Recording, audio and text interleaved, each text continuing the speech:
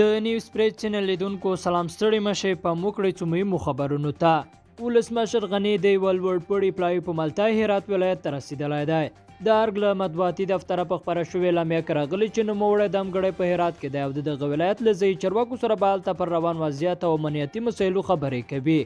هغه به په دې سفر کې له قومي مخورو ځایي چارواکو او د بېلو قشرونو له استازو سره لیده کته ولري. بلخوا دفاع وزارت وایي هلمند کې د طالبانو پر یوه زندان عملیاتو کې 22 کسان خوشي شول.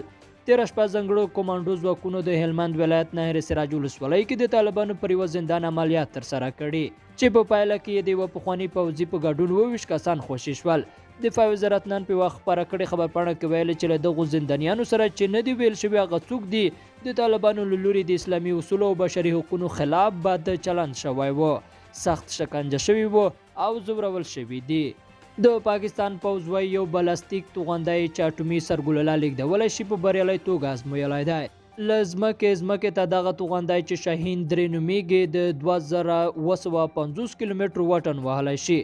د پاکستان د پوځ مطبوعاتي دفتر د دغه هیواد د لوی درستي جنرال ندیم رضا له قوله ویلي د پاکستان ستراتیژیک هدف دا دی چې پر خپل حاکمیت د هر ډول تیری مخه ونیسي. شاهین 3 توغندی د لومړي ځل لپاره په 2015 کال کې وازمویل شو. پاکستان او سیالي هند وسلتونونه او بېلابېل ډول توغندي لري. له کله نه چې دغو ګاونډیو هیوادونو له برټانیا خپلواکي اخیستې 3 ځله یې خپلو کې جګړه کړې ده او ناټو وایي افغانستان کې د سولې تاریخي فرصت باید له لاسه ونوځي.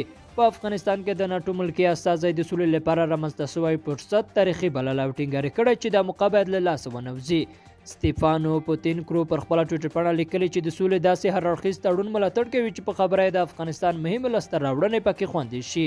پوتینکرو دا څرګندونې پرون ماښام له پخواني جهادي مشر عبدالرب رسول سیاف او د اسلامي وحدت ګوند له مشر محمد کریم خلیلي سره تر لیدو کتو وروسته کړې دي. لیدونکو له ملته مننه، ښې چارې.